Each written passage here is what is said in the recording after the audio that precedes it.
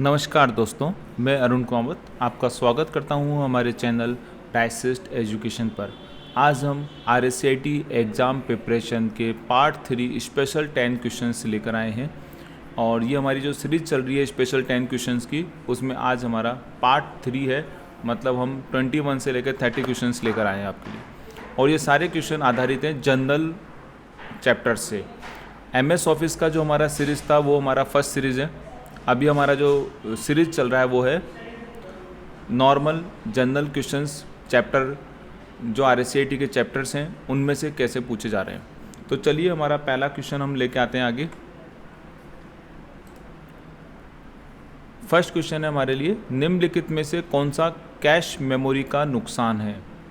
Cache memory, अब हमको थोड़ा सा कैश मेमोरी के बारे में पता होना चाहिए, देन फिर हम उसका डिसएडवांटेज के बारे में बात कर सकते हैं। तो ये चारों एडवांटेज या डिसएडवांटेज दे रखा है यहाँ पे।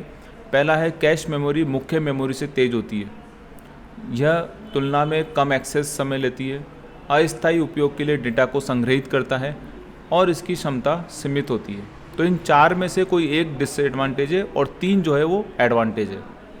एक्चुअल में कैश मेमोरी क्या होती है उसको समझने के लिए, इनका आंसर देने के लिए हमको उसका टॉपिक समझना पड़ेगा कैश मेमोरी का। जैसे हम लोग कंप्यूटर पे काम कर रहे हैं और आप MS वर्ड में कुछ बना रहे हैं, जब तक आप उसको सेव नहीं करते तब तक वो कहीं ना कहीं तो उसका मेमोरी में डेटा लिखा जा रहा है। सपोज करते हैं जैसे हम MS वर्ड ओपन करते हैं कोई सा भी, और हम जब कोई फाइल बना रहे होते हैं, लाइक हमने MS वर्ड ओपन किया और हम यहाँ पे कुछ बना रहे हैं, अभी हम कुछ टाइप कर रहे हैं लाइक दैट, अभी मैंने इसको सेव नहीं किया है, तो जो लिखा हुआ है कहीं ना कहीं तो सेव हुआ होगा, तो वो हमारे कैश मेमोरी में सेव होता है। लेकिन जिस वक्त मैं इसको सेव कर लेता हूँ, मैं इसको सेव कर लूँगा तो ये हमारे मेन मेमोरी में चला जाएगा। तो ये होता है हमारा कैश मेमोरी का कंसेप्ट, कि जो हम टेम्परेरी रूप से काम कर रहे होते हैं वो कैश मेमोरी में रहता है। अब समझते हैं, पहला ऑप्शन है कैश मेमोरी को मुख्य मेमोरी से तेज़ होती है। हाँ होती है, क्योंकि वो फास्टली काम करता है, चीज़ों को फटाफट से जो यूज़र है उसको प्रोवाइड कराता है। यह मुख्य मेमोरी की तुलना में कम एक्सेस का समय लेती है, जल्दी से आपको कम एक्सेस लेती है और आपको फटाफट से काम करके देती है। सही है। यह अस्थायी रूप से उपयोग के लिए डेटा को संग्रहित करता है, टेम्पररी यूज़ के लिए स्टोर करता है डेटा को, जो मैंने अभी आपको बताया कि MS वर्ड में जब तक आप सेव नहीं करते तब तक वो क्या है इसमें रहता है आपके पास कैश मेमोरी में। तो ये तो एडवांटेज हो गया, क्योंकि अगर ये नहीं होगा तो हम कहाँ पे सेव करते, कैसे काम चलता हमारा। तो कैश मेमोरी की क्षमता सीमित होती है, ये किसका लिमिटेशन है कि ये ज़्यादा डेटा को अपने उसके ऊपर सेव नहीं कर सकती। मतलब अगर आप उसको कहीं ना कहीं फिर उसको मेमोराइज़ करना पड़ेगा, मतलब मेन मेमोरी में उसको सेव करना पड़ेगा।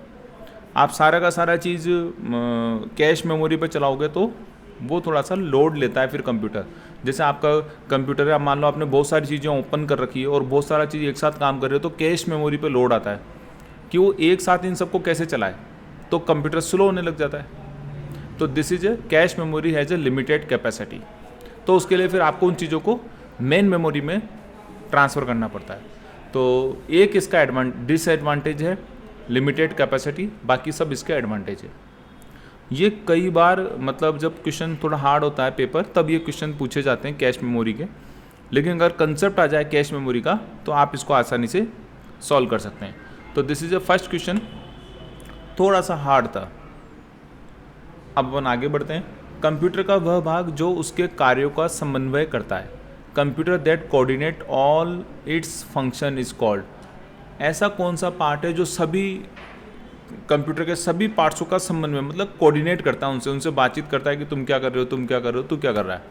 तो यहाँ पे ऐसा कौन है, रोम है, सिस्टम बोर्ड है मतलब मदरबोर्ड है, अर्थमेटिक लॉजिकल यूनिट है, कंट्रोल यूनिट है। देखो आपने कुछ पढ़ा होगा कभी CU कंट्रोल, CPU जो होता है ना वो किसका पार्ट होता है।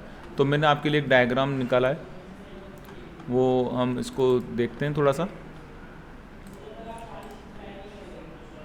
यहाँ पे हम देखते हैं कि ये CPU का एक डायग्राम है। तो CPU क्या करता है, जनरली सबने किताबों में पढ़ा है इस तरह का डायग्राम।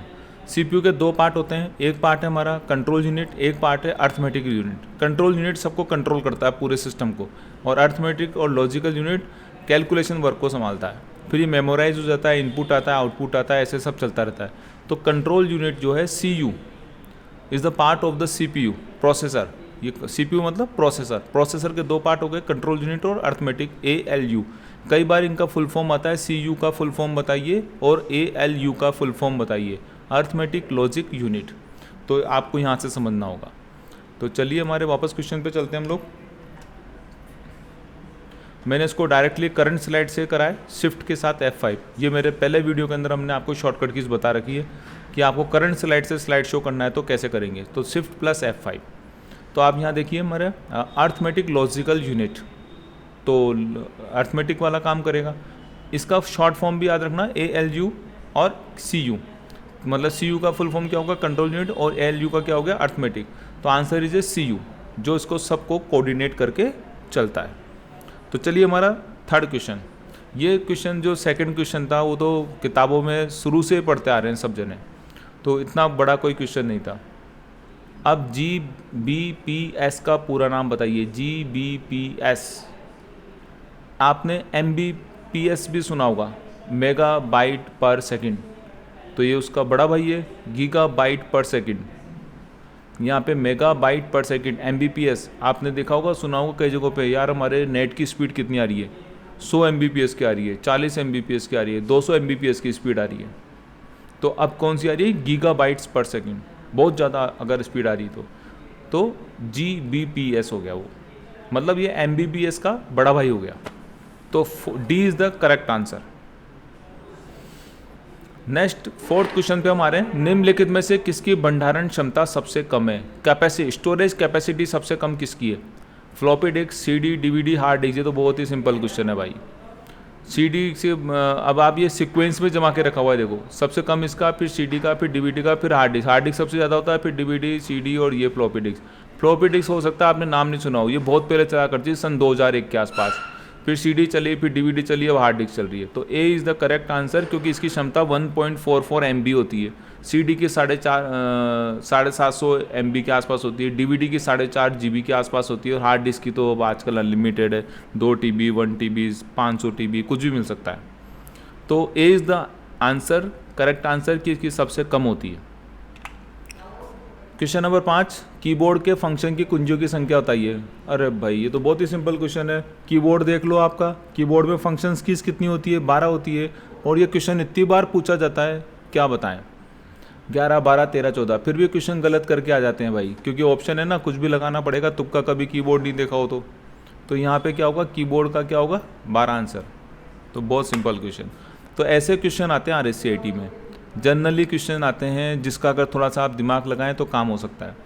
अमेज़ोन क्या है भाई, अब क्या बताएं, अमेज़ोन कौन है। अमेज़ोन से तो आप रोज़ रात दिन कुछ ना कुछ खरीदते रहते हो, है ना, कभी ये मंगा लो, कभी वो मंगा लो।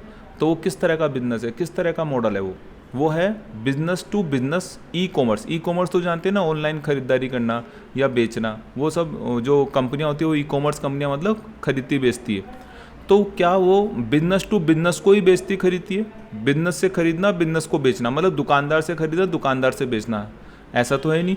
हम लोग जो कस्टमर हैं अमेज़ोन से कुछ भी मंगा सकते हैं, तो हम तो आम आदमी हो गए, कस्टमर हो गए, तो हम वो, और सामने वाला कौन है, बिजनेस है। तो बिजनेस टू कस्टमर, सामने वाला दुकानदार है और हम कस्टमर है, खरीदने वाले, तो बिजनेस टू कस्टमर मॉडल हो गया। थर्ड है कस्टमर टू कस्टमर मॉडल, नहीं ये तो है नहीं।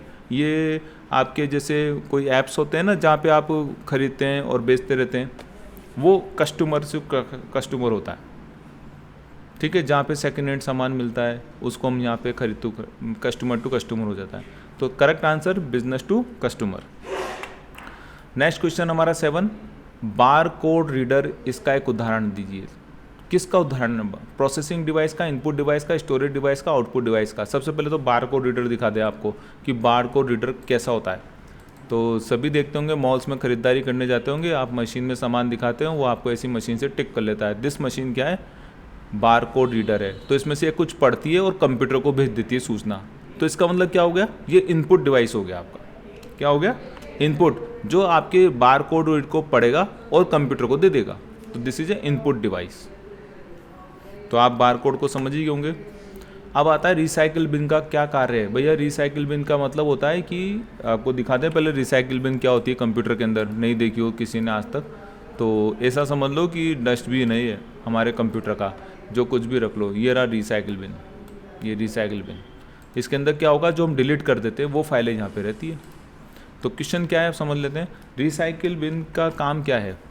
तो इसका है अस्थायी फाइल को संग्रहित करना, स्टोर टेम्परेरी फाइल को, कि कोई टेम्परेरी फाइल को स्टोर कर लेती है, नहीं इसका ये काम थोड़ा ना है। स्टोर करप्ट फाइल, जो ख़राब हो जाती है उसको स्टोर कर लेता है, नहीं। जो डिलीट हो जाती है उसको संग्रहित करता है, हम जो डिलीट करते हैं उसको वहाँ जाके वो रिसाइकिल बिन में आ जाता है। C is the correct answer. File को, डॉक्यूमेंट फाइल को थोड़ा स्टोर करता है, वो तो सी ड्राइव डी ड्राइव वगैरह करेंगे स्टोर, तो डिलीट करी हुई फाइल को करता है। आप देखो कितना सिंपल क्वेश्चन आते हैं यहाँ पे, इन अभी तक जो हम देख रहे हैं उनमें बहुत सिंपल है। बस एक पहला क्वेश्चन जरूर आप थोड़ा सा कैश मेमोरी को थोड़ा टेक्निकल क्वेश्चन है, बाकी सब तो नॉर्मल है। तो क्वेश्चन नंबर 9, निम्नलिखित में से कौन सा विकल्प इस क्रिया को निर्दिष्ट करता है कि किसी वस्तु को गंतव्य तक ले जाते समय माउस बटन को दबाए रखना होता है। मतलब हम एक, इसका भी लॉजिक समझ लो पहले, आप एक्चुअल में क्या बोल रहा है। ये जो उठा के मैं इधर उधर ले जा रहा हूँ ना, एक जगह से दूसरी जगह तक लेके जा रहा हूँ गंतव्य तक, इसको बोल रहा है क्वेश्चन। ये निम्नलिखित में से कौन सा विकल्प इस क्रिया को निर्दिष्ट करता है किसी वस्तु को गंतव्य तक ले जाते समय माउस के बटन को दबाए रखना पड़ता है। हम क्या कर रहे हैं, माउस का बटन दबाए रख रहे हैं लेफ्ट वाला, तब इसको इधर उधर मूव कर रहे हैं। तो इस प्रक्रिया को क्या बोलते हैं, तो इसको बोलते हैं ड्रैगिंग करना। आई थिंक आप सभी को आता होगा ये क्वेश्चन का। हाईलाइटिंग करना तो है नहीं, ड्रॉपिंग करना है नहीं, क्लिकिंग करना है नहीं, क्लिक तो होता है टिक करना, तो इसको बोलते हैं ड्रैगिंग करना। ठीक है, नेक्स्ट क्वेश्चन है हमारे पास 10 नंबर का, विंडोज़ 10। ये लो साहब 10 क्वेश्चन 10 विंडो के ऊपर आज। भाई स्क्रीन के बैकग्राउंड को क्या कहते हैं, ऐसे विंडो 11 पकड़ लो, 11 के स्क्रीन के बैकग्राउंड को क्या बोलते हैं। बैकग्राउंड क्या होता है, स्क्रीन का बैकग्राउंड क्या होता है, this one is a background. तो इसको क्या बोलते हो, पूरा का पूरा इस चीज़ को क्या बोलते हो, डेस्कटॉप। ये डेस्कटॉप जो है ये बहुत बार क्वेश्चन पूछा जाता है, कि ऐसे भी पूछ लेते हैं इसको कई बार, कि जब आप कंप्यूटर स्टार्ट करते हो जो सबसे पहले स्क्रीन नज़र आती है उसको क्या बोलते हो, तो उसका क्या बोलते हैं, डेस्कटॉप। ठीक है, तो B is the correct answer. तो अभी हमने 10 क्वेश्चन पढ़े और आप सब इसको अंदाज़ा लगाइए कि ये नॉर्मल क्वेश्चन है, दिमाग में थिंकिंग करिए, और ये हमारे आसपास हो रहे हैं वो वाले क्वेश्चन हैं। तो हमारी RSCIT की बुक के अंदर जो चैप्टर्स है 1 2 3 4 5 6, बस MS Word Excel PowerPoint के चैप्टर छोड़ दो, बाकी सब इसी के चैप्टर है।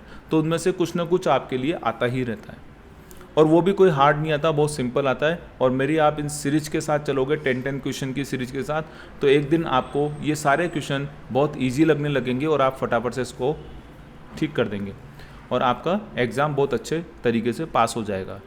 तो अगर आपको मेरा वीडियो पसंद आ रहे हैं तो आप इसको लाइक, शेयर और सब्सक्राइब तो ज़रूर करिए, जिससे कि आपको आने वाली वीडियोज़ को आसानी से मिल सके।